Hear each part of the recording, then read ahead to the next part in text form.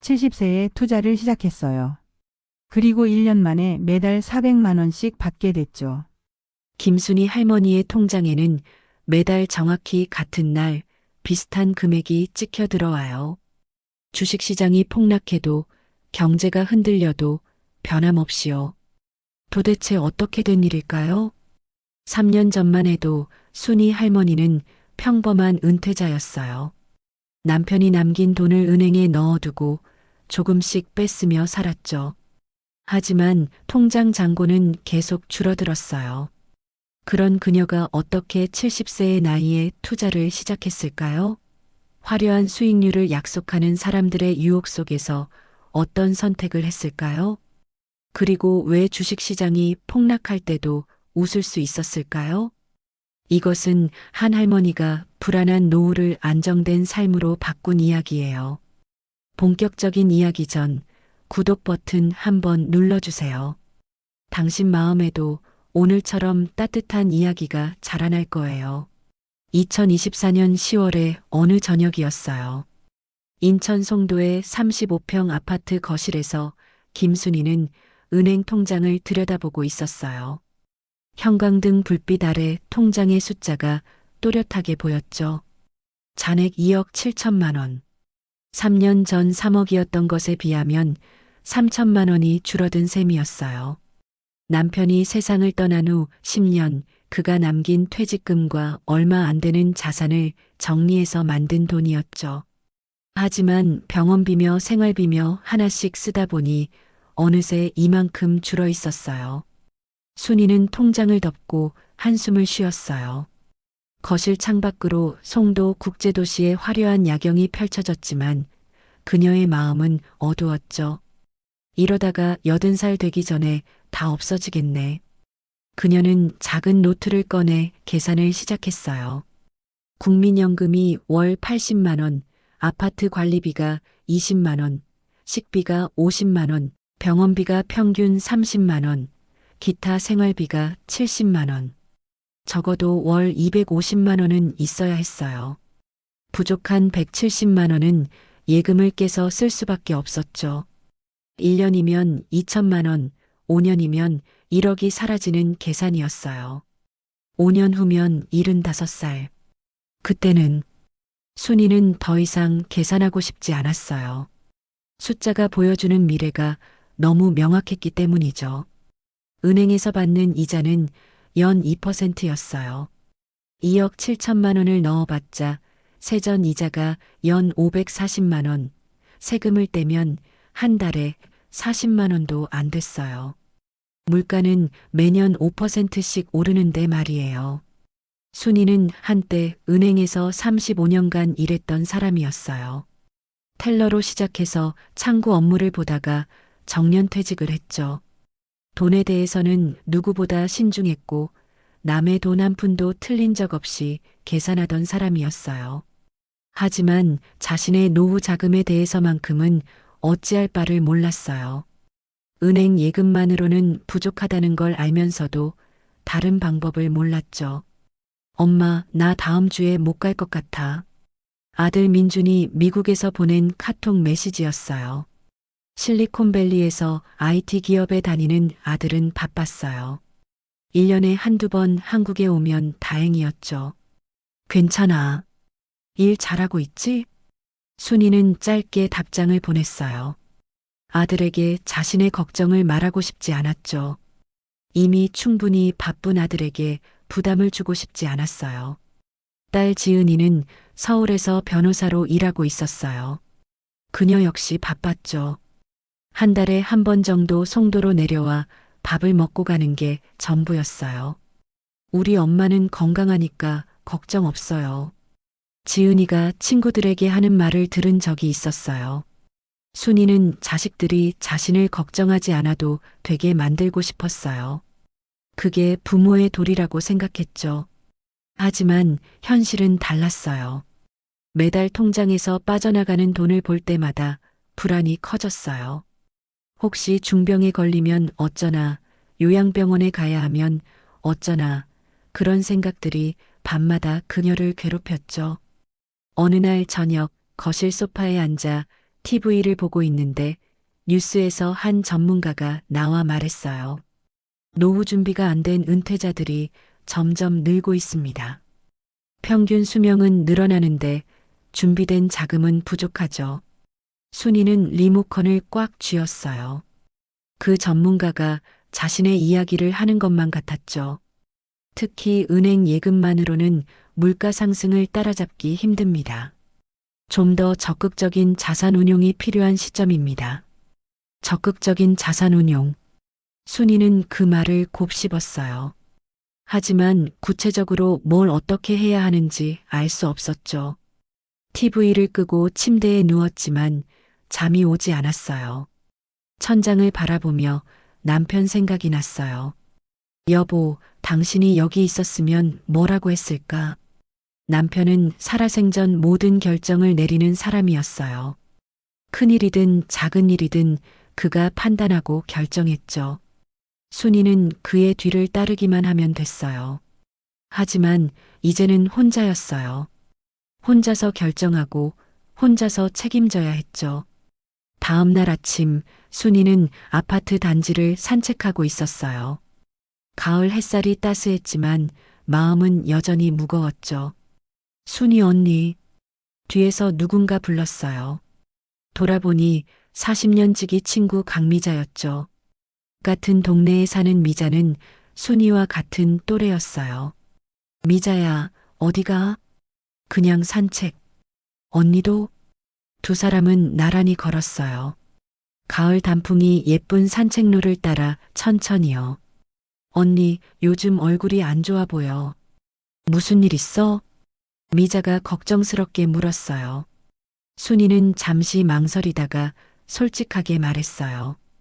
그냥 돈 걱정이야. 이대로 가면 얼마나 버틸 수 있을까 싶어서. 미자는 고개를 끄덕였어요. 나도 그랬어. 근데 요즘은 좀 나아졌지. 응? 무슨 일 있었어? 미자는 주변을 둘러보더니 작은 목소리로 말했어요. 사실은 말이야. 나 요즘 투자 좀 하고 있거든. 순이의 눈이 커졌어요. 투자? 주식 같은 거? 응. 그런데 위험한 거 아니고 안전하게 하는 거야. 한 달에 200만 원 정도 받고 있어. 200만 원? 순이는 놀라서 걸음을 멈췄어요. 한 달에 200만 원이면 자신에게 부족한 금액을 거의 채울 수 있는 돈이었죠. 어떻게 하는 건데? 미자는 가방에서 명함을 꺼냈어요. 이 선생님한테 배웠어. 정말 좋은 분이야. 우리 같은 노인네들도 이해하기 쉽게 설명해 주시거든. 명함에는 이상욱 투자자문 대표라고 적혀 있었어요. 한번 만나볼래? 내가 소개해 줄게. 순이는 명함을 받아들었어요. 투자라는 말이 낯설고 두려웠지만 친구가 실제로 돈을 받고 있다니 궁금했죠. 그런데 위험하진 않아? 선생님이 알아서 다 해주셔. 우리는 그냥 돈만 맡기면 돼. 그날 저녁 순이는 명함을 식탁 위에 놓고 한참을 바라봤어요. 한쪽에는 희망이 보였고 다른 한쪽에는 불안이 보였죠. 이게 맞는 걸까?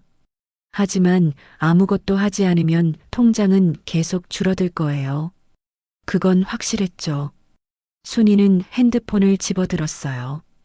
그리고 미자에게 문자를 보냈어요. 미자야, 그 선생님 연락처 좀 줄래? 며칠 후 순이는 신도림의 한 오피스텔에 있는 투자자문사를 찾아갔어요. 미자가 함께 갔죠. 사무실은 생각보다 화려했어요. 큰 모니터에는 숫자와 그래프가 빠르게 움직이고 있었고 벽에는 각종 증서와 상장이 걸려 있었어요. 어서 오세요.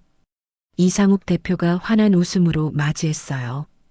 50대 초반으로 보이는 그는 말쑥한 정장 차림에 자신감 넘치는 태도였죠.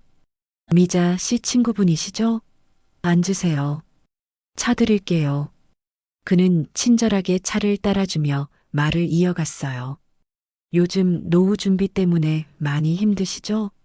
은행 이자로는 생활이 안 되잖아요. 순이는 조용히 고개를 끄덕였어요. 저희는 특별한 투자 방법이 있습니다. 큰 회사들, 안정적인 회사들에만 투자해서 매달 수익금을 드리는 거예요. 이상욱은 노트북을 열어 화려한 PPT를 보여줬어요. 보세요. 이게 작년 수익률입니다. 연 30%예요. 1억을 맡기시면 1년에 3천만 원, 한 달에 250만 원씩 받으실 수 있어요. 순이의 눈이 커졌어요. 한 달에 250만 원이면 생활비를 거의 다 충당할 수 있었죠. 정말 그렇게 받을 수 있어요? 물론이죠. 미자 씨한테 물어보세요. 매달 제때 받고 계시잖아요. 미자가 옆에서 열심히 고개를 끄덕였어요. 언니 진짜야. 나 벌써 3개월째 받고 있어. 이상욱은 계속 설명을 이어갔어요. 어려운 용어들이 많이 나왔지만 그는 걱정 마세요. 제가 다 알아서 합니다라고 반복했어요. 지금 투자하시면 수수료도 깎아드릴게요. 보통 5%인데 미자 씨 소개니까 3%만 받겠습니다. 순이는 뭔가 마음이 끌렸어요. 친구도 잘 되고 있고 이 사람도 전문가처럼 보였죠. 생각해보고 연락드릴게요. 네, 천천히 생각하세요. 그런데 이번 달 안에 시작하셔야 좋은 상품에 들어갈 수 있어요. 집으로 돌아오는 길, 순이는 복잡한 마음이었어요. 한편으로는 희망이 보였지만 다른 한편으로는 뭔가 석연치 않았죠. 미자야, 너는 정말 괜찮아? 응, 나는 좋아. 매달 돈 들어오는 거 보면 신기해. 하지만 순이는 쉽게 결정할 수 없었어요. 2억 7천만 원은 자신이 가진 전부였고 한번 잘못되면 돌이킬 수 없었죠. 그날 밤 순이는 다시 잠을 이루지 못했어요. 침대에 누워 이런저런 생각들이 머릿속을 떠다녔죠. 이게 맞는 걸까? 아니면 조금 더 알아봐야 할까? 창밖으로 송도의 밤 풍경이 반짝였어요. 수많은 불빛들 사이에서 순이는 자신의 길을 찾으려 애쓰고 있었죠. 그녀는 아직 몰랐어요. 이 선택이 자신의 인생을 완전히 바꿀 거라는 것을, 그리고 진짜 중요한 만남은 아직 오지 않았다는 것을요. 며칠이 지났어요. 이상욱에게서 계속 전화가 왔어요. 순이 씨 생각해 보셨어요? 이번 주가 마지막 기회예요. 순이는 망설였어요. 결정을 내려야 하는데 자꾸 불안한 마음이 들었죠. 그러던 어느 날 오후였어요. 아파트 엘리베이터를 기다리고 있는데 옆에 한 남자가 서 있었어요. 정장을 입은 40대 중반의 남자였죠. 엘리베이터 문이 열렸어요. 둘 다 15층 버튼을 눌렀어요. 같은 층이시네요. 엘리베이터가 15층에 도착했어요. 문이 열리고 두 사람이 나왔죠. 안녕히 가세요. 남자가 공손하게 인사했어요. 순이도 가볍게 고개를 숙였죠. 그런데 남자가 자기 집 현관문 앞에서 가방을 뒤지더니 난처한 표정을 지었어요. 아, 무슨 일이세요? 열쇠를 사무실에 두고 온 것 같아요. 순이는 잠시 생각하다가 말했어요. 우리 집에서 잠깐 기다리시다가 가족분 오시면 들어가세요. 괜찮으세요? 폐가 되는데.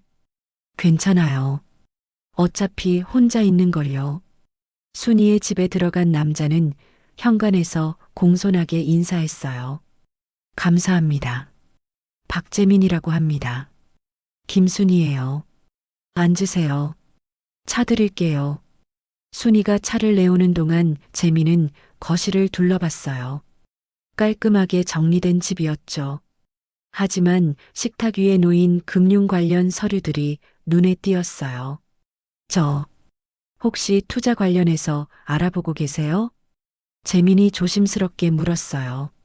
순이는 잠시 망설이다가 고개를 끄덕였어요. 네. 사실 노후 자금 때문에 고민이 많아요. 아, 그러시구나. 제가 증권사 지점장이거든요. 혹시 도움이 필요하시면. 순이의 눈이 커졌어요. 정말요? 그날 오후 두 사람은 예상치 못한 대화를 시작했어요.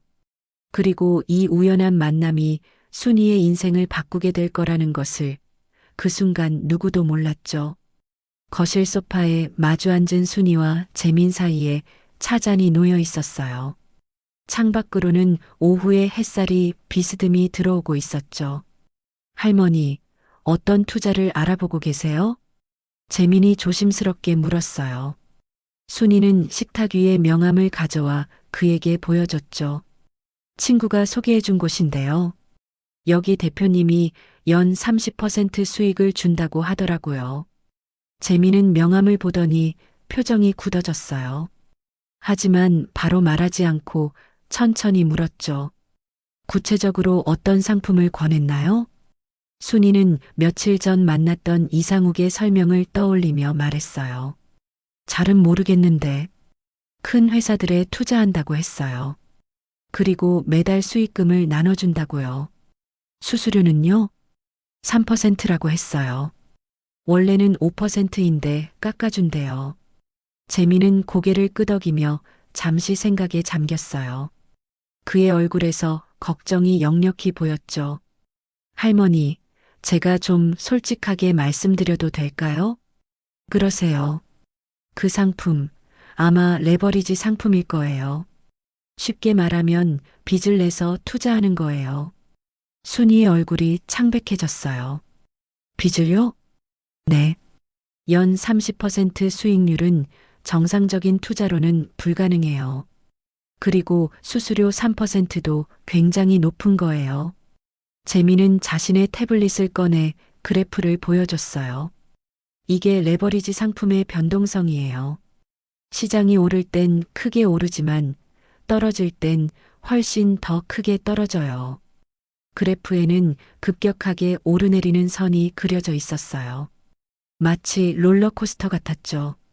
특히 할머니 같은 경우는 이 돈이 전부시잖아요. 한번 잘못되면 회복할 방법이 없어요. 순이는 명함을 쥔 손에 힘이 들어갔어요. 그럼 제 친구는요? 친구는 지금 잘 받고 있다는데 처음 몇 달은 잘 될 수 있어요. 하지만 시장이 한번 흔들리면 재미는 말을 잇지 못했어요. 그는 지난 15년간 수많은 고객들이 고위험 상품으로 인생을 망치는 걸 봐왔죠. 그럼 저는 어떻게 해야 하나요? 은행 이자로는 생활이 안 돼요. 순이의 목소리에 절박함이 묻어났어요. 재미는 그녀의 눈을 똑바로 바라보며 말했어요. 할머니, 노후 자금은 불리는 것보다 지키는 것이 먼저예요. 지킨다는 게 무슨 뜻이에요? 원금을 잃지 않으면서 꾸준히 현금이 들어오게 만드는 거예요. 화려하지는 않지만 안정적으로요. 재미는 노트북을 열어 화면을 보여줬어요. 배당 투자라는 게 있어요. 좋은 회사의 주식을 사서 그 회사가 매년 주는 배당금을 받는 거예요. 배당금이요? 네. 쉽게 말하면 월세 같은 거예요. 건물주가 매달 월세를 받듯이 주주는 매년 또는 분기마다 배당금을 받아요. 순이는 조금씩 이해가 되기 시작했어요. 그럼 주식 가격이 떨어져도 배당금은 받을 수 있어요? 맞아요. 좋은 회사들은 경기가 안 좋아도 배당금을 꾸준히 줘요. 물론 주가가 오르면 더 좋지만 그게 목표가 아니에요. 재미는 구체적인 예시를 보여줬어요. 예를 들어 할머니가 2억 7천을 투자한다면 연 5% 배당률로 계산하면 1년에 1,350만 원, 한 달에 약 110만 원을 받으실 수 있어요. 한 달에 110만 원이요? 네. 그리고 이건 시장이 오르든 내리든 변함없이 들어와요. 물론 30%보다는 적지만 안전해요. 순이는 계산을 시작했어요. 국민연금 80만 원에 배당금 110만 원을 더하면 190만 원. 아직 부족했지만 예금 이자보다는 훨씬 나았죠. 그런데 그것도 위험하지 않아요? 주식이잖아요. 재민이 고개를 끄덕였어요. 물론 은행 예금보다는 변동성이 있어요. 하지만 분산 투자를 하고 좋은 회사들을 고르면 위험을 많이 줄일 수 있어요. 그는 자신의 어머니 이야기를 꺼냈어요. 저희 어머니도 배당 투자로 10년째 노후 자금을 관리하세요. 처음엔 불안해하셨는데 지금은 매달 들어오는 배당금 보고 안심하세요. 순이의 얼굴에 조금씩 희망이 보이기 시작했어요. 그럼 저도 할 수 있을까요? 물론이죠. 제가 도와드릴게요. 수수료 같은 것도 받지 않을게요. 그냥 이웃으로서요. 순이는 감동했어요. 오늘 처음 만난 사람이 이렇게 진심으로 도와주려 한다는 게 믿기지 않았죠. 정말 감사해요. 천천히 생각해 보세요. 급할 거 없어요. 하지만 그날 저녁 이상욱에게서 다시 전화가 왔어요. 순희 씨, 내일까지 결정 안 하시면 이번 기회는 놓치세요. 정말 좋은 상품인데. 그의 목소리에는 다급함이 묻어났어요. 저, 조금 더 생각해 볼게요. 생각할 게 뭐 있어요? 미자 씨도 잘 되고 있잖아요. 돈 벌 기회를 왜 놓치세요? 순이는 재민의 말이 떠올랐어요. 급할 거 없어요. 그래도 신중하게 결정하고 싶어요. 에휴, 할머니들은 왜 이렇게 우유부단해요. 기회는 지나가면 안 와요. 이상욱의 목소리가 짜증 섞인 것으로 변했어요. 순이는 전화를 끊고 한참을 앉아 있었죠. 다음 날 순이는 재민을 다시 찾아갔어요. 그는 지점에서 근무 중이었지만 기꺼이 시간을 내줬어요. 할머니, 어떻게 오셨어요? 배당 투자, 그거 제대로 배우고 싶어요. 재민은 환하게 웃었어요. 좋은 결정이세요. 오늘부터 천천히 알려드릴게요. 그날부터 순이의 공부가 시작됐어요. 재민은 어려운 용어를 쓰지 않고 쉽게 설명해줬죠. 주식은 회사의 일부를 사는 거예요. 그 회사가 돈을 벌면 그 이익의 일부를 주주들에게 나눠주는 게 배당금이에요. 그럼 어떤 회사를 사야 해요? 오래됐고 안정적이고 매년 꾸준히 배당을 주는 회사요. 통신사, 전기회사, 담배회사 같은 곳들이요. 재미는 구체적인 회사들을 보여줬어요. 순이는 메모하며 열심히 들었죠. 그리고 한 회사에 다 몰빵하면 안 돼요. 10개, 20개 회사에 나눠서 사는 거예요. 왜요? 한 회사가 망해도 다른 회사들이 있으니까요. 계란을 한 바구니에 담지 말라는 말 들어보셨죠? 순이는 고개를 끄덕였어요. 일주일 동안 순이는 매일 재민을 만나 공부했어요. 처음엔 어려웠지만 점점 이해가 되기 시작했죠.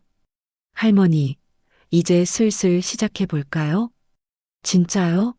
제가 할 수 있을까요? 물론이죠. 제가 처음 몇 번은 같이 해드릴게요. 재민의 도움으로 순이는 계좌를 개설했어요. 그리고 조심스럽게 첫 투자를 시작했죠. 처음엔 적은 금액으로 시작하세요. 1천만 원 정도로요. 순이는 떨리는 손으로 매수 버튼을 눌렀어요. 생전 처음 하는 주식 투자였죠. 이제 배당금이 언제 들어오는지 확인해 보세요. 재민이 달력을 보여줬어요. 회사마다 배당금 지급 날짜가 표시돼 있었죠. 와, 이렇게 자주 들어와요? 네. 어떤 회사는 분기마다, 어떤 회사는 연 1회예요. 그래서 여러 회사에 분산하면 거의 매달 배당금이 들어와요. 순이는 신기한 표정으로 달력을 바라봤어요. 그런데 그날 저녁 미자에게서 다급한 전화가 왔어요. 순이야, 큰일 났어. 왜? 무슨 일인데? 내 투자금이 갑자기 엄청 줄었어. 이상욱 선생님한테 전화했는데 안 받아. 순이의 가슴이 철렁 내려앉았어요. 얼마나 줄었는데? 1억 넣었는데 지금 6천만 원밖에 안 남았어. 어떻게, 순이야? 미자의 목소리에서 울음이 터져 나왔어요. 내가 지금 갈게. 진정해. 순이는 서둘러 미자의 집으로 향했어요. 가는 내내 가슴이 두근거렸죠. 내가 만약 그 사람 말을 듣고 투자했다면. 미자의 집에 도착하니 그녀는 소파에 주저앉아 울고 있었어요. 순이야, 나 이제 어떡해. 그 돈이 내 전부였는데. 순이는 미자를 안아줬어요. 아무 말도 할 수 없었죠. 이상욱이 그 사람이 계속 괜찮다고 곧 회복된다고 했는데 거짓말이었어. 일단 진정해. 내일 재민 씨한테 물어보자. 다음 날 세 사람은 재민의 지점에서 만났어요. 재민은 미자의 투자 내역을 확인하더니 고개를 저었어요. 이건 3배 레버리지 상품이에요. 시장이 10% 떨어지면 30% 손실이 나는 거예요. 회복할 수 있나요? 미자가 간절하게 물었어요. 솔직히 말씀드리면 어려워요. 이미 40% 손실이면 원금 회복하려면 67% 올라야 해요. 미자의 얼굴에서 핏기가 사라졌어요. 그럼 다 날린 거예요? 지금이라도 손절하고 남은 돈으로 안전하게 재투자하는 게 나을 것 같아요. 미자는 그 자리에서 영영 울었어요. 순이는 친구의 손을 꼭 잡아줄 수밖에 없었죠. 집으로 돌아온 순이는 자신의 선택이 얼마나 중요했는지 깨달았어요. 만약 이상욱의 말을 듣고 투자했다면 지금 우는 사람은 자신이었을 거예요. 그날 밤 순이는 재민에게 문자를 보냈어요. 재민 씨, 정말 감사해요. 제대로 배우고 싶어요. 재민의 답장이 왔어요. 할머니, 천천히 같이 해나가요. 조급하지 않게요. 순이는 스마트폰을 내려놓고 창밖을 바라봤어요. 송도의 밤 풍경이 여전히 아름다웠지만 이제 그녀의 마음에는 확신이 자리 잡고 있었죠. 화려한 수익률이 아니라 꾸준한 안정성. 그게 노후를 지키는 진짜 방법이라는 것을요. 2024년 11월 순이는 본격적으로 배당 투자를 시작한 지 한 달이 지났어요. 재민의 도움으로 2억 7천만 원을 20개 회사에 분산 투자했죠. 통신, 유틸리티, 소비재, 리츠 등 다양한 업종이었어요. 며칠 후에 어느 오후였어요. 순이는 거실 소파에 앉아 스마트폰을 들여다보고 있었죠. 화면에는 증권 앱이 열려 있었어요. 입금 23만 원. 알림창이 떴어요. 순이의 눈이 커졌죠. 생전 처음 받는 배당금이었어요. 금액은 크지 않았지만 그녀의 가슴은 빠르게 뛰었어요. 손가락이 떨렸어요. 화면을 몇 번이고 확인했죠. 정말 들어와 있었어요. 자신의 통장에 배당금이라는 이름으로요. 순이는 즉시 재민에게 전화를 걸었어요. 목소리에 기쁨이 가득했죠. 재민은 축하한다고 말하며 이제 시작이라고 했어요. 그 후 2주 동안 순이의 통장에는 여러 번 배당금이 입금됐어요. 10만 원, 15만 원, 30만 원. 회사마다 다른 날짜에 들어왔죠. 마치 월급이 여러 번 들어오는 것 같았어요. 11월 한 달 동안 받은 배당금은 총 78만 원이었어요. 순이는 작은 노트에 날짜와 금액을 빼곡히 적었어요.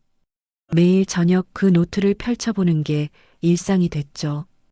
국민연금 80만 원에 배당금 78만 원을 더하니 158만 원이었어요. 아직 생활비 250만 원에는 부족했지만 은행 예금, 이자 40만 원보다는 훨씬 나았어요. 12월에는 배당금이 더 많았어요. 한 달 동안 135만 원이 입금됐죠. 순이는 매일 아침 눈을 뜨면 제일 먼저 스마트폰을 확인했어요. 혹시 또 배당금이 들어왔나 싶어서요. 친구 미자는 순이의 권유로 남은 6천만 원을 정리해서 배당 투자를 시작했어요. 이상욱은 연락이 끊긴 지 오래였고 미자는 2번 다시 그런 사람의 말을 믿지 않겠다고 다짐했죠. 두 사람은 일주일에 한 번씩 만나 함께 공부했어요. 재민이 추천해준 투자 서적을 읽고 유튜브 강의를 보고 배당금 달력을 업데이트했죠. 그렇게 평화로운 날들이 이어졌어요. 순이는 아침마다 증권 뉴스를 보기 시작했고 배당 수익률이 높은 회사들을 노트에 정리했어요. 주말에는 재민을 만나 궁금한 것들을 물었죠. 저녁에는 아파트 단지를 산책하며 생각을 정리했어요. 예전에는 불안하고 막막했던 미래가 이제는 조금씩 선명해지는 것 같았죠. 하지만 평화는 오래가지 않았어요. 12월 중순의 어느 아침이었어요. TV를 켜니 경제 뉴스가 나오고 있었죠. 앵커의 표정이 심각했어요. 자막에는 빨간 글씨로 글로벌 증시 급락이라고 쓰여 있었어요. 미국 연방준비제도가 예상보다 큰 폭으로 금리를 올렸다는 내용이었죠. 순이는 리모컨을 쥔 손에 힘이 들어갔어요. 전문가들이 나와서 경기 침체 가능성을 이야기했어요. 그래프는 가파르게 하락하는 빨간 선을 보여줬죠. 그녀는 서둘러 증권 앱을 열었어요. 포트폴리오 평가액 2억 6천만 원. 어제까지만 해도 2억 7천이었는데 하루 만에 1천만 원이 줄어든 거예요. 순이의 손이 떨렸어요. 화면의 숫자들이 모두 빨간색이었죠. 그녀는 소파에 주저앉았어요. 1천만 원. 작은 돈이 아니었어요. 은퇴 전에 1년 동안 저축해야 모을 수 있는 금액이었죠. 겨우 한 달 전까지만 해도 행복했어요. 매일 들어오는 배당금을 보며 희망을 느꼈죠. 하지만 지금은 달랐어요. 통장에 찍힌 배당금보다 훨씬 큰 금액이 하루 만에 사라졌어요. 순이는 핸드폰을 들었다가 놓았다가를 반복했어요. 재민에게 전화하고 싶었지만 괜히 약한 모습을 보이는 것 같아 망설여졌죠. 결국 저녁 무렵이 되어서야 전화를 걸었어요. 재민은 괜찮다고 일시적인 것이라고 했어요.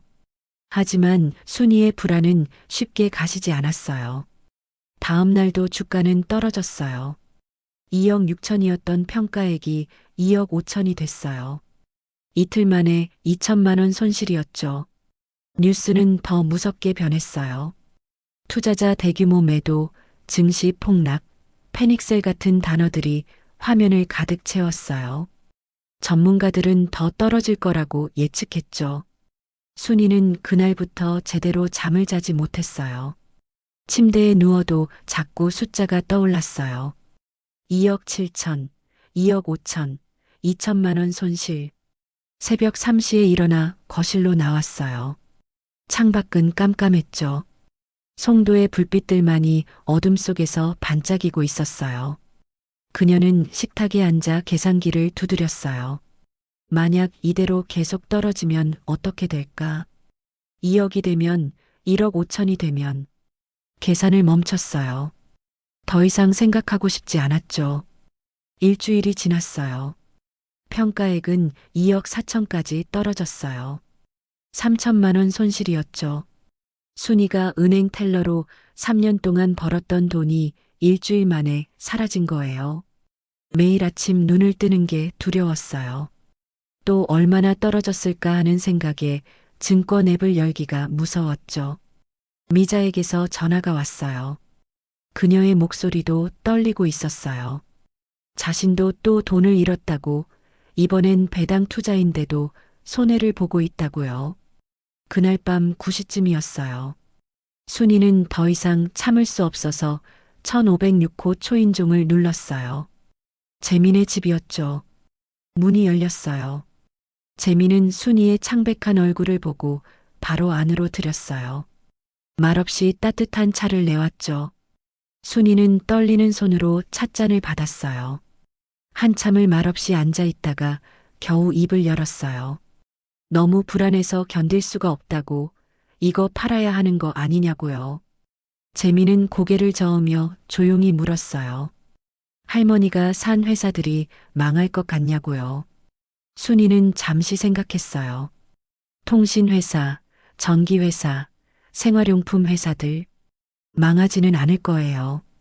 사람들은 계속 전화를 쓸 테고, 전기를 쓸 테고, 생활용품을 살 테니까요. 재민은 노트북을 열어 보여줬어요. 지난 20년간 이 회사들의 배당 히스토리였어요. 금융위기 때도 코로나 때도 한 번도 배당을 끊은 적이 없었죠.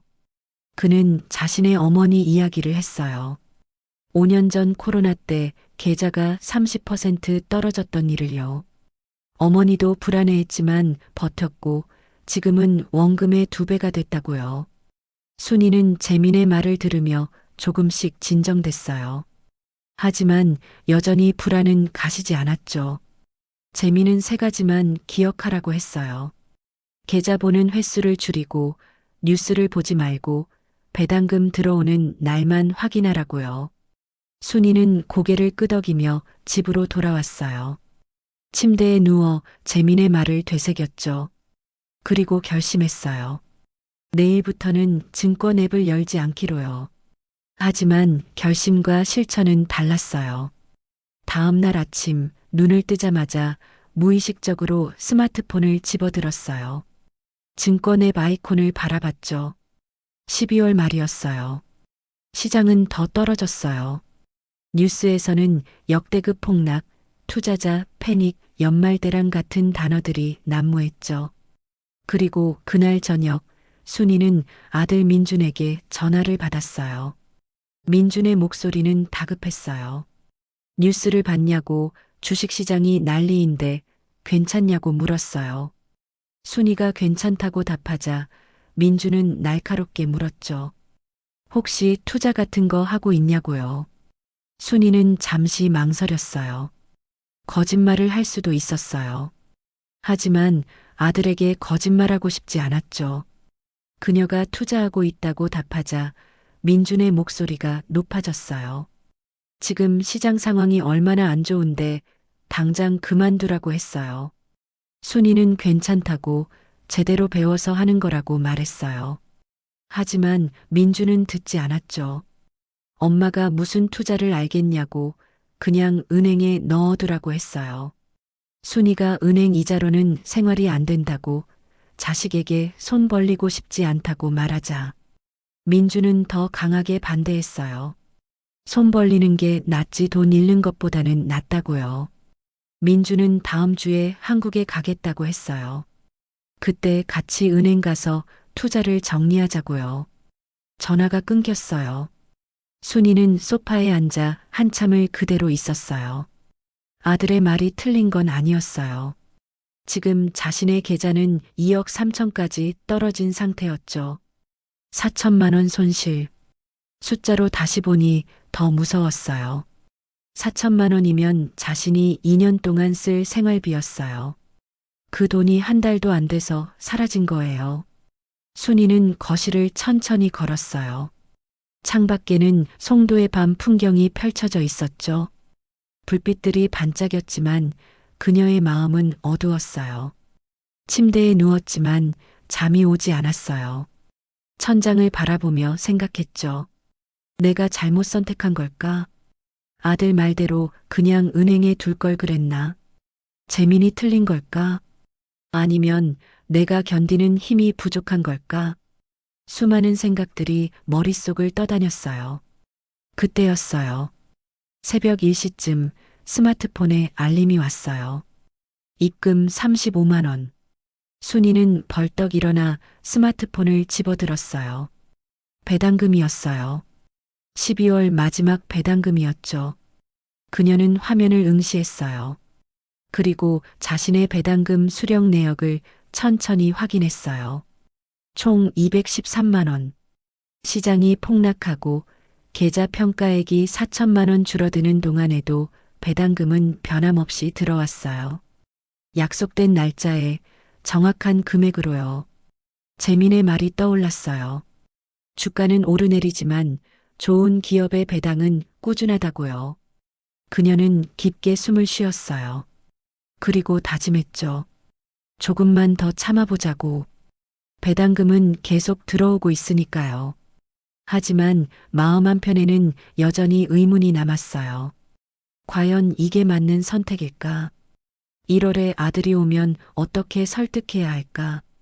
순이는 눈을 감았지만 쉽게 잠들 수 없었어요. 그녀는 알 수 없었어요.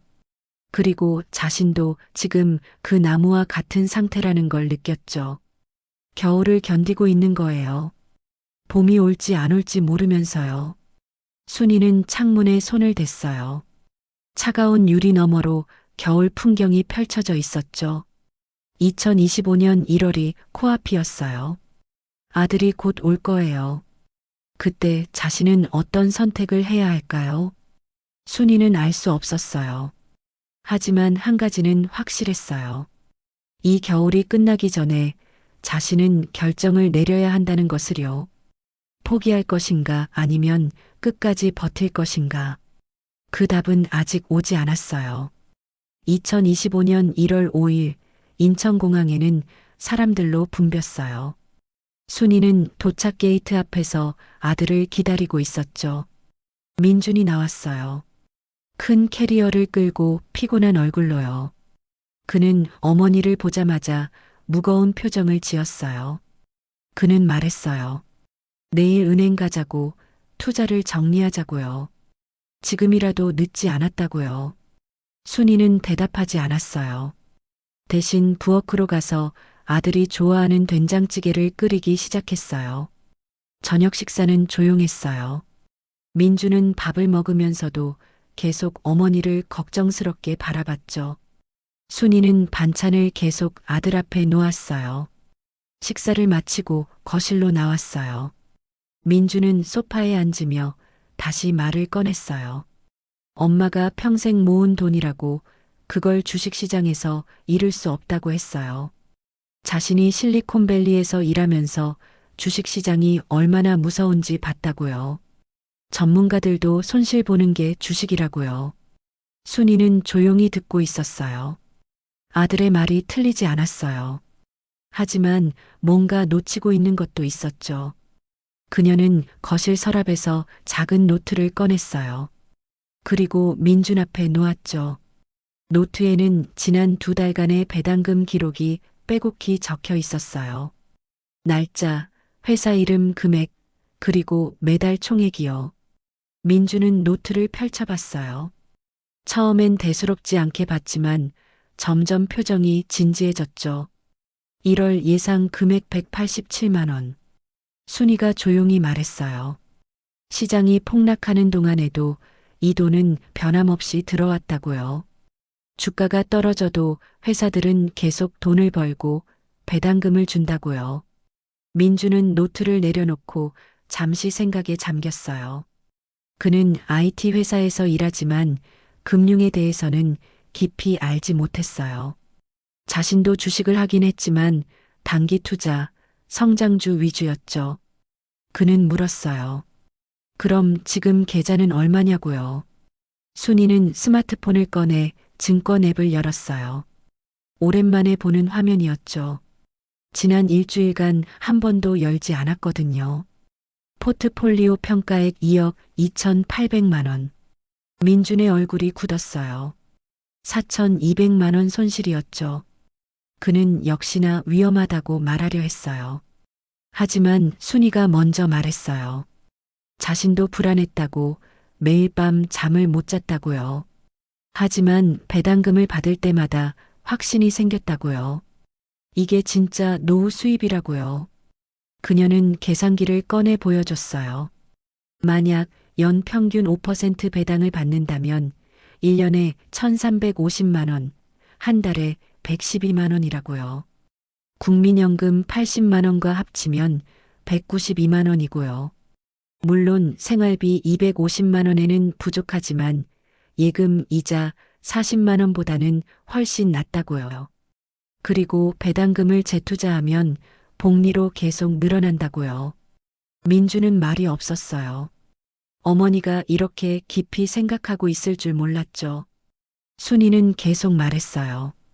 자신이 제일 두려운 건 자식들에게 짐이 되는 거라고요. 민주는 미국에서 바쁘고 지은이는 서울에서 바쁜데 자신 때문에 돈 걱정까지 하게 만들고 싶지 않다고요. 그래서 스스로 방법을 찾으려 했다고요. 처음엔 이상욱 같은 사람에게 속을 뻔했지만 재민을 만나서 제대로 배웠다고요. 민주는 깊은 한숨을 쉬었어요. 그리고 물었죠. 그 재민이라는 사람이 누구냐고요. 순이는 이웃이자 증권사 지점장이라고 설명했어요. 그가 어떻게 도와줬는지, 어떻게 배당 투자를 가르쳐 줬는지 자세히 이야기했죠. 민준이 말했어요. 내일 그 사람을 만나보고 싶다고요. 다음 날 오전 세 사람은 재민의 지점에서 만났어요. 민준은 정장을 차려입고 왔고 표정은 여전히 경계하는 듯 했죠. 재민은 공손하게 인사했어요. 그리고 회의실로 안내했죠.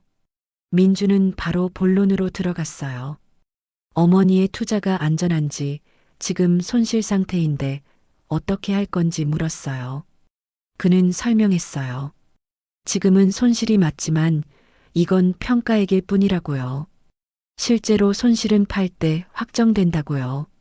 그리고 이 회사들은 20년간 한 번도 배당을 끊은 적이 없다고요. 민주는 회의적이었어요. 하지만 재민이 보여준 데이터는 설득력이 있었죠. 특히 2008년 금융위기 때의 그래프가 인상적이었어요. 주가는 50% 넘게 폭락했지만 배당금은 오히려 소폭 증가했어요. 그리고 5년 후에는 주가도 회복됐죠. 재민은 자신의 어머니 이야기를 했어요. 10년 전 시작해서 지금까지 한 번도 원금을 빼지 않았고 배당금만으로 생활하고 있다고요. 처음 투자금의 2배가 됐고 연 배당금도 2배로 늘었다고요. 민주는 질문을 계속했어요. 만약 회사가 망하면 어떻게 되냐고, 배당을 끊으면 어떻게 되냐고요. 재민은 차분하게 답했어요. 그래서 분산 투자를 하는 거라고요. 20개 회사 중 한두 개가 문제가 생겨도 나머지가 있다고요. 그리고 선택한 회사들은 모두 수십 년 된 안정적인 기업들이라고요. 회의는 2시간 넘게 이어졌어요. 민주는 점점 표정이 부드러워졌죠. 마지막으로 재민이 말했어요. 자신은 순이 할머니께 어떤 수수료도 받지 않는다고요. 그냥 이웃으로서, 한 사람의 금융 전문가로서 도와드리는 거라고요. 할머니가 편안한 노후를 보내시길 바라는 마음뿐이라고요. 민주는 재민을 똑바로 바라봤어요. 그의 눈에서 진심이 느껴졌죠. 지점을 나오는 길, 민주는 어머니에게 말했어요. 일단 지켜보자고요. 3개월만 더 기다려보고 그때 다시 판단하자고요. 대신 자신이 매달 생활비를 보태주겠다고요. 순이는 고개를 저었어요. 아들 돈은 필요 없다고, 자신의 배당금으로 충분하다고요. 민주는 더 이상 말하지 않았어요. 대신 어머니의 손을 꽉 잡았죠. 그날 밤 순이는 오랜만에 편히 잠들었어요. 아들이 이해해줬다는 것만으로도 마음이 한결 가벼워졌죠. 1월 중순이었어요. 시장은 여전히 불안정했지만 조금씩 회복의 기미가 보이기 시작했어요. 그리고 순이의 통장에는 계속 배당금이 들어왔어요.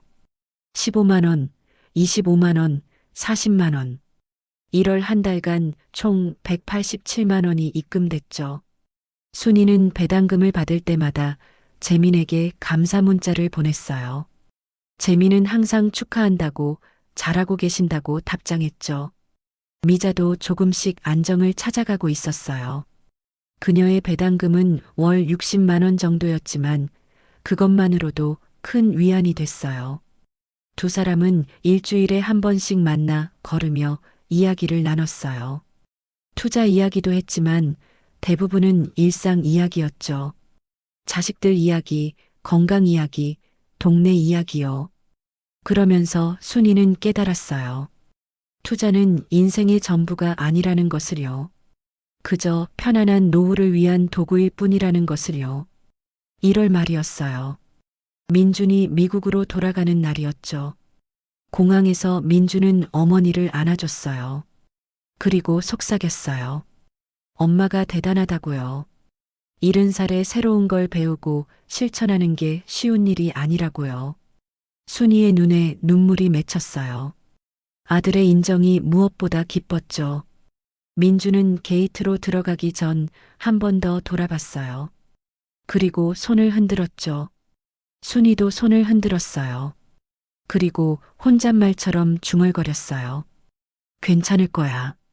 봄은 온다고요. 2월이 시작됐어요. 겨울은 아직 끝나지 않았지만 공기는 조금씩 따뜻해지고 있었어요. 아파트 단지의 나무들도 변화하고 있었죠. 앙상했던 가지 끝에 작은 새싹들이 보이기 시작했어요. 아주 작아서 자세히 봐야 보일 정도였지만 분명히 거기 있었어요. 순이는 산책을 하며 그 새싹들을 유심히 바라봤어요. 그리고 미소 지었죠. 겨울을 견딘 나무들이 봄을 준비하고 있었어요. 자신도 그랬고요. 2월 한 달간 받은 배당금은 210만 원이었어요. 처음으로 200만 원을 넘긴 거예요. 순이는 통장을 보며 계산했어요. 국민연금 80만 원과 배당금 210만 원을 합치면 290만 원. 생활비 250만 원을 충당하고도 40만 원이 남았어요. 처음으로 예금을 깨지 않고 한 달을 버틴 거예요. 그녀는 재민에게 전화를 걸었어요. 목소리에 기쁨이 가득했죠. 재민은 진심으로 축하했어요. 이제 진짜 시작이라고, 앞으로는 더 좋아질 거라고 말했어요. 그리고 시장도 조금씩 회복되고 있었어요. 2월 말 순이의 포트폴리오 평가액은 2억 4,500만 원이 됐어요. 여전히 손실 상태였지만 최악은 지난 것 같았죠. 순이는 더 이상 매일 계좌를 확인하지 않았어요. 일주일에 한 번 정도만 봤죠. 그것만으로도 충분했어요. 중요한 건 주가가 아니라 배당금이었으니까요. 3월이 왔어요. 송도 아파트 단지는 봄꽃으로 가득했어요. 벚꽃이 피고 개나리가 피고 진달래가 피었죠. 순이는 매일 아침 산책을 나갔어요. 꽃 향기를 맡으며 걷는 게 좋았어요. 그리고 3월의 배당금은 더 많았어요. 245만 원이 입금됐죠. 순이는 이제 확신했어요. 자신의 선택이 틀리지 않았다고요. 4월 어느 날이었어요. 재민이 순이를 찾아왔어요. 그의 손에는 작은 상자가 들려 있었죠. 상자 안에는 케이크가 있었어요. 재민이 웃으며 말했어요. 할머니가 투자 시작한 지 6개월이 됐다고요. 축하한다고요. 순이는 감동했어요. 그녀는 케이크를 자르며 재민에게 물었어요. 왜 자신을 이렇게 도와주냐고요.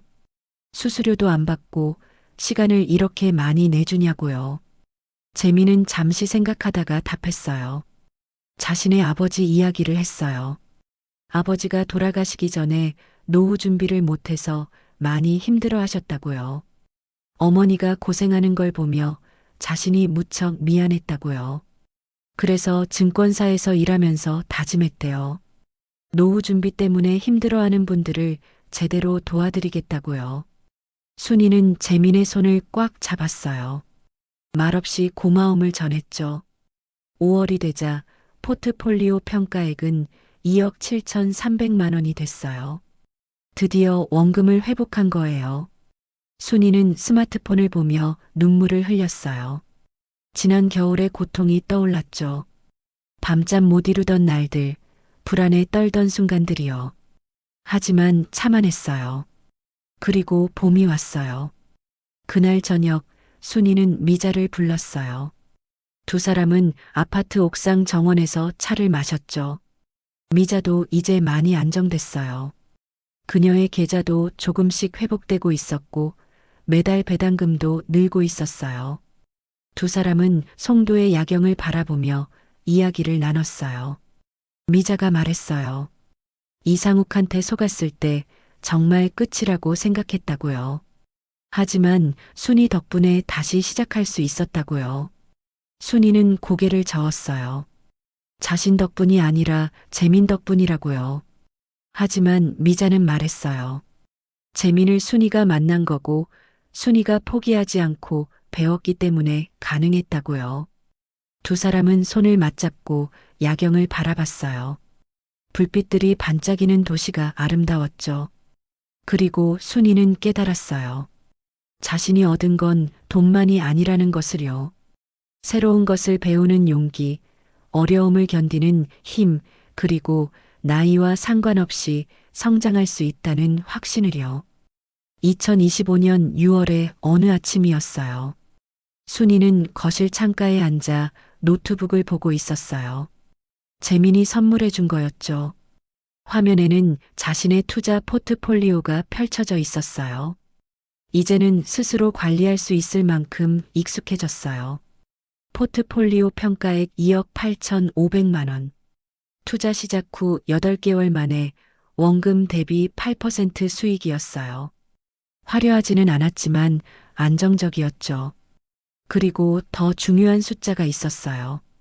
총 누적 배당금 1,850만 원.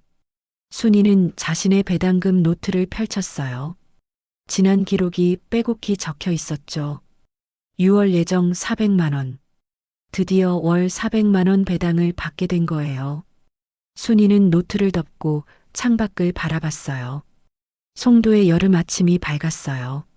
아파트 단지의 나무들은 초록색 잎으로 가득했죠. 지난 겨울의 앙상한 나무들이 떠올랐어요. 그때는 봄이 올지 확신할 수 없었죠. 하지만 지금은 알았어요. 봄은 항상 온다는 것을요. 그녀의 스마트폰이 울렸어요. 아들 민준이었죠. 민준은 영상통화를 걸어왔어요. 화면 너머로 그의 얼굴이 보였어요. 그가 물었어요. 요즘 어떠냐고, 투자는 잘 되고 있냐고요. 순이는 웃으며 고개를 끄덕였어요.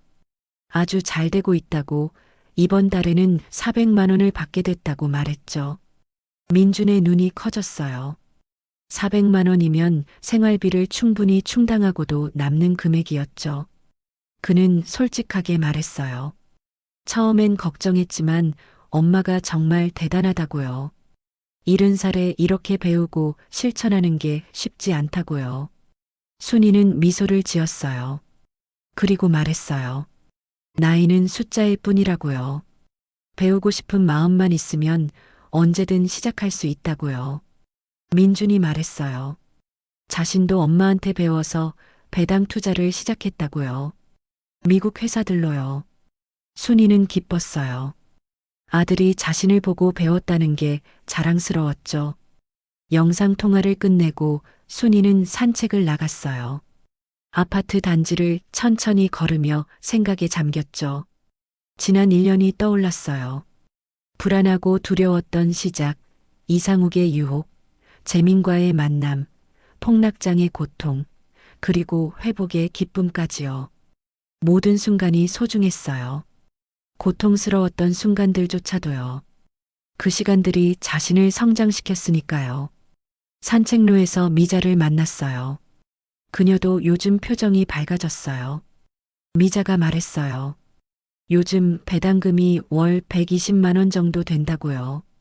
국민연금과 합치면 200만 원이 넘는다고요. 두 사람은 벤치에 앉아 이야기를 나눴어요. 미자가 물었어요. 우리 비슷한 처지의 사람들한테 이 방법을 알려주는 게 어떠냐고요. 순이는 고개를 끄덕였어요. 좋은 생각이라고요. 두 사람은 재민에게 연락했어요. 그리고 제안했죠. 노후 준비 때문에 고민하는 어르신들을 위한 무료 강좌를 열면 어떻겠냐고요. 재민은 흔쾌히 동의했어요. 자신도 그런 생각을 하고 있었다고요. 일주일 후 순이 아파트 단지 커뮤니티 센터에서 첫 강좌가 열렸어요. 참석자는 15명이었어요. 모두 60대 후반에서 70대 초반의 어르신들이었죠. 재민이 앞에 서서 설명했어요. 배당 투자가 무엇인지, 왜 노후 자금 관리에 좋은지, 어떻게 시작하는지요. 그리고 순이가 자신의 경험을 이야기했어요. 처음 시작할 때의 두려움, 시장 폭락 때의 불안, 그리고 지금의 안정을 솔직하게 나눴죠. 특히 강조한 것은 조급하게 생각하지 말라는 거였어요. 화려한 수익률을 약속하는 사람들을 조심하라고요. 그리고 꾸준함이 제일 중요하다고요. 참석자들은 진지하게 들었어요. 질문도 많았죠. 한 할아버지가 물었어요. 70살에 시작하기에는 너무 늦은 거 아니냐고요. 순이는 미소를 지으며 답했어요. 자신이 70살에 시작했다고요. 그리고 지금 매달 400만 원을 받고 있다고요. 늦은 나이는 없다고요. 할아버지의 얼굴에 희망이 떠올랐어요. 강좌가 끝나고 여러 사람들이 순이에게 다가왔어요. 감사하다고 용기를 얻었다고 말했죠. 순이는 그들의 손을 잡아주며 말했어요. 천천히 배우시라고 조급하지 않게 하시라고요. 그날 밤 순이는 거실에 앉아 차를 마시며 생각했어요. 자신이 겪은 일들이 누군가에게 도움이 된다는 게 신기했어요. 그리고 뿌듯했죠. 다음 날 아침 순이의 통장에 또 배당금이 입금됐어요. 이번엔 45만 원이었어요. 6월 총 배당금이 400만 원을 넘어섰죠. 순이는 스마트폰을 보며 조용히 웃었어요. 그리고 재민에게 문자를 보냈어요. 재민의 답장이 왔어요. 축하한다고 할머니가 정말 잘하고 계신다고요. 7월이 되자 강좌는 월 2회로 늘어났어요. 참석자도 30명으로 늘었죠. 순이와 미자는 자신들의 경험을 나누고 재민은 전문적인 지식을 알려줬어요. 그리고 놀라운 일이 일어났어요. 강좌에 참석했던 사람들이 하나둘 배당 투자를 시작한 거예요. 물론 소액으로 조심스럽게요. 한 달 후 그들이 처음 받은 배당금 문자를 보여주며 기뻐하는 모습을 보며 순이는 눈시울이 뜨거워졌어요. 자신이 겪었던 그 설렘을 다른 사람들도 느끼고 있었죠. 8월 어느 날이었어요. 순이는 재민과 함께 지점 근처 카페에 앉아 있었어요. 재민이 말했어요. 할머니 덕분에 자신도 많이 배웠다고요. 숫자와 차트만 보던 자신이 사람들의 삶을 보게 됐다고요. 순이는 고개를 저었어요. 모든 게 재민 덕분이라고요. 하지만 재민은 말했어요. 자신은 지식을 알려줬을 뿐이고 실천하고 견딘 건 할머니라고요. 두 사람은 커피를 마시며 앞으로의 계획을 이야기했어요. 재민이 제안했어요. 유튜브 채널을 만들어서 더 많은 사람들에게 알리면 어떻겠냐고요. 순이는 놀랐어요. 자신이 유튜브에 나온다고요? 재민은 웃으며 말했어요. 할머니의 이야기가 많은 사람들에게 용기를 줄 거라고요. 순이는 잠시 생각했어요. 그리고 고개를 끄덕였죠. 9월부터 유튜브 채널이 시작됐어요. 제목은 70세 할머니의 월 400만 원 배당 이야기였어요. 처음엔 조회수가 적었어요. 하지만 순이의 진솔한 이야기와 구체적인 경험담이 입소문을 타기 시작했죠. 한 달 만에 구독자가 3만 명이 됐어요. 댓글에는 감사 인사와 응원이 가득했어요. 특히 중년과 노년층의 반응이 뜨거웠어요. 자신들도 할 수 있다는 용기를 얻었다는 댓글들이 달렸죠. 순이는 댓글을 하나하나 읽으며 답글을 달았어요.